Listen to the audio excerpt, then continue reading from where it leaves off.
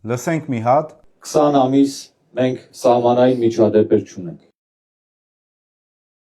74. Սա ձեր ասած վերջի 20 ամիսներին ոչ մարտական պայմաններում գրանցած զոհերի թիվն է հայկական զինված ուժերում, որոնցից 21-ը ավտովթարների, 17-ը ինքնասպանության և ինքնասպանության հասցնելու, 10-ը դժբախտ պատահարների, 15-ը առողջական խնդիրների, 7-ը սպանությունների, 3-ը դժբախտ պատահարների